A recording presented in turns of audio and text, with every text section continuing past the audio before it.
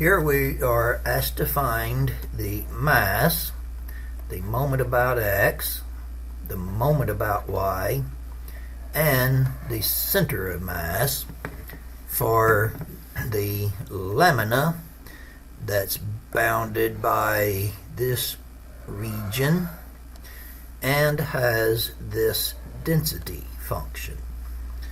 So to find the mass, our formula would be the double integral over the region of the density function with respect to whatever variables we choose to use. They tell you in the problem that this is not exactly the same as what you're given. In fact, you can see here on the x, this picture is going from 1 to 9. That is not our values of x. Our values of x are going from 1 to 2. This would be a 1, this would be a 2. Likewise, we're looking at the picture, we see that the y's are going from 0 to 4. The y's in our problem are going from 1 to 11. The graph that you see in green is the actual region, and the white graph is a graph of the density function. Now that has absolutely nothing to do with what we're doing.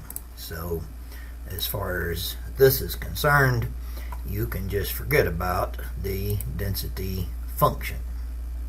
We're looking at the green region. Now the green region, looking at it from this perspective, has the x's going from 1 to 2 and the y's going from 1 to 11. So the region is going to be like this. So we will be using rectangular coordinates, and therefore our integral would look like this. The density function as given is k times y squared. And since it's rectangular, we can use dx and dy in either order. So if I use dx, the x's are going from 1 to 2, and then dy would be from 1 to 11. Now on my calculator, TI-89, I will do this calculation. The double integral k times y squared comma x comma 1 comma 2 parentheses closed comma y comma 1 comma 11. Now I know I'm going to be using this value later, and I'm not wanting to use the rounded off value. So I'm going to go ahead and store this in M. Now we need the moment about x. The moment about x is pretty easy to come up with. We take the same integral that we just did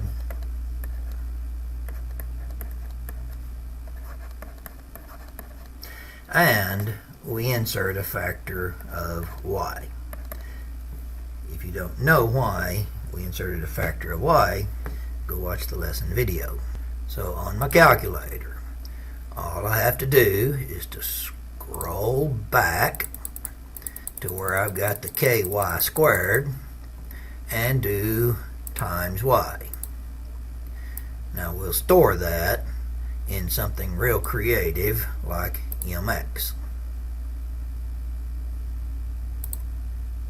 Now that does come out to be a nice whole number. And then of course, to do the moment about the y-axis, we have the same integral that we started with. This is the mass. And this time we're going to insert a factor of x. So on our TI-89, we need to change the times y to say times x. And we will store that in my. And again, we get a nice even number.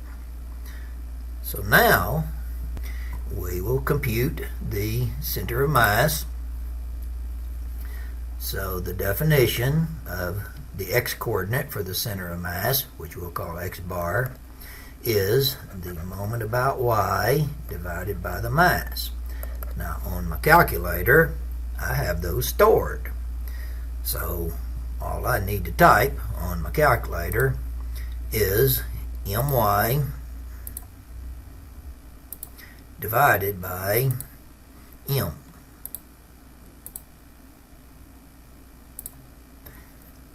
Now that comes out nice and even also.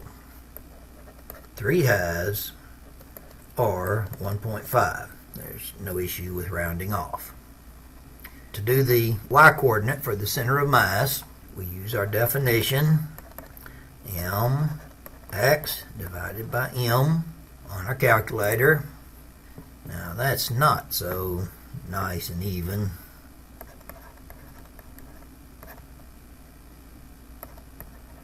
We will round this one off using the green equals on our TI-89.